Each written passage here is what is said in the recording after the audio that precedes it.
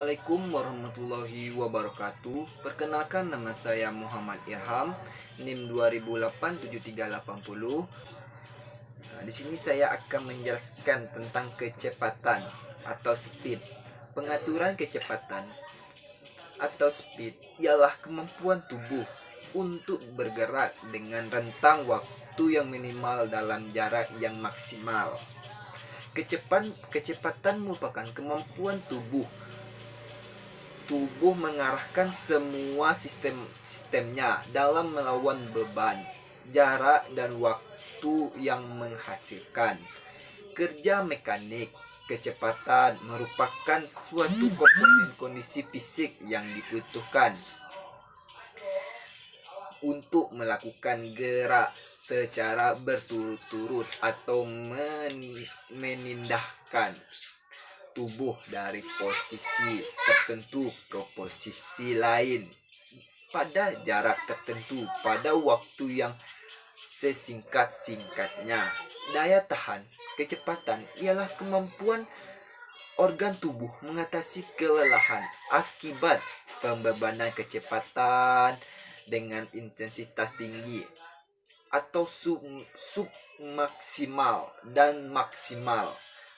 Secara fisiologi, bahwa kecepatan gerak merupakan bentuk gerak yang dihasilkan dari sumber energi ATP yang sudah siap dalam otot dan hasil regenerasi ATP dari proses kombinasi ADP tambah P seperti yang telah digunakan dalam bab teori latihan sebelumnya. Ini yang nantinya pelatih dapat membedakan antara latihan kecepatan gerak dengan latihan daya tahan kecepatan gerak. Jika mencermati komponen fisik, maka kemampuan kecepatan gerak akan diintervensi oleh kemampuan teknik gerakan dan kemampuan fisik lainnya. Jenis-jenis kecepatan. 1. Kecepatan umum atau general speed. Kecepatan umum adalah kepastian untuk melakukan beberapa macam gerakan atau reaksi motorik dengan cara yang cepat, atau persiapan fisik maupun khusus dapat memperbaiki kecepatan umum. 2. Kecepatan asiklis atau kecepatan asiklis dibatasi dengan faktor mengenai kecepatan gerak masing-masing otot dan yang terletak dalam ciri-ciri khusus latihan kecepatan. 1. Intensitas rangsangan untuk mendapatkan hasil maksimal. Intensitas rangsangan submaksimal, super maksimal dalam menentukan intensitas dapat mendominasi frekuensi denyut nadi baik waktu istirahat dan latihan dengan memperhitungkan presentasi dari kinerja maksimal. 2. Durasi rangsangan diberikan secara individual karena itu sebelumnya diketahui kemampuan individu atau atlet untuk mempertahankan kecepatan 5-20 detik. Bila durasi lama berarti meningkatkan kelelahan anaerobik. 3. Volume rangsangan. Perangsangan pada latihan kecepatan neuromuskular.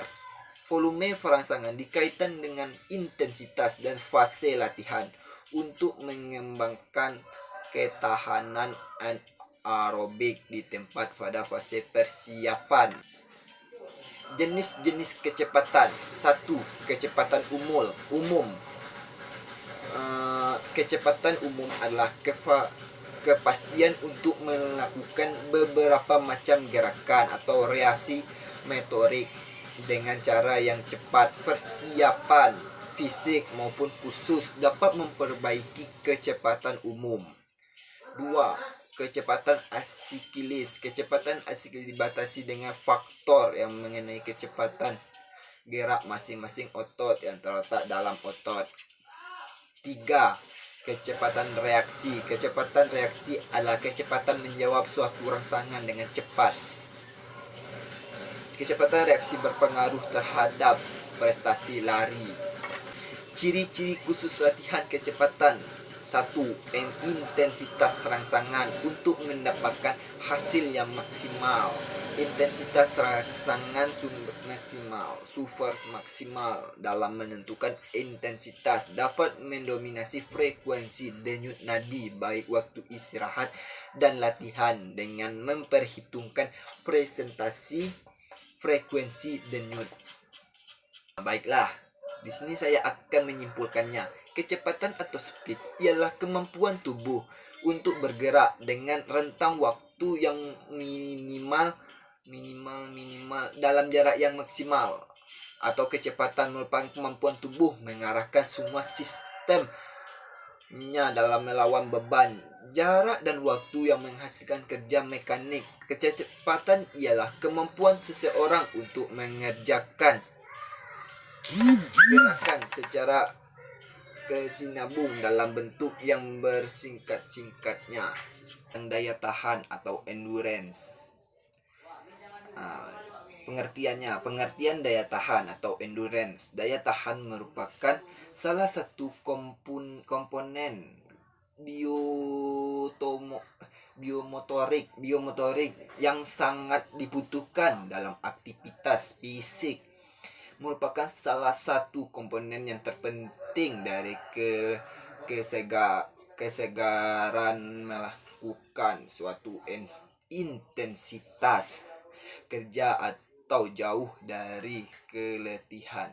Daya tahan atau endurance adalah kemampuan ketahanan resistensi atau terhadap kelelahan dan cepat pulih kembali atau recovery dari kelelahan. Seseorang yang mempunyai daya tahan tinggi dapat melakukan aktivitas yang lebih lama seperti kontinu atau peningkatan daya tahan. Juga dapat menunda timbulnya kelelahan. Daya tahan memberikan sumbangan yang besar yang sangat berarti bagi peningkatan prestasi bagi cabang olahraga yang mengutamakan unsur daya tahan. Salah satu cabang olahraga yang mengutamakan unsur daya tahan. Salah satu cabang mengutamakan daya tahan yaitu adalah lari, sepak bola, basket, cabang olahraga bela diri dan lainnya. Basket itu olahraga saya sendiri. Daya tahan atau endurance dibagi menjadi dua, yaitu daya tahan kardiovaskuler dan daya tahan otot. Daya tahan kardiovaskuler adalah kemampuan seseorang dalam mempergunakan sistem jantung, paru-paru, dan peredaran darah secara efektif dan efisien untuk menjalankan kerja secara terus-menerus yang melibatkan kontraksi otot dengan intensitas tinggi dalam waktu yang cukup lama. Daya tahan otot adalah kemampuan seseorang untuk mempergunakan ototnya untuk berkontraksi secara terus-menerus dalam waktu yang relatif lama. Daya tahan adalah oksigen atau O2. Tubuh membutuhkan oksigen guna memproduksi energi. Maka oksigen perlu secara terus-menerus disalurkan atau dimasukkan ke organ-organ atau jaringan tubuh yang lain. Daya tahan atau endurance yaitu aerobic power, anaerobic capacity, dan vita maxima. Daya tahan atau endurance ini dinyatakan dalam simbol VO2 max dan satuan yang digunakan adalah liter per menit atau cc kg bbmt.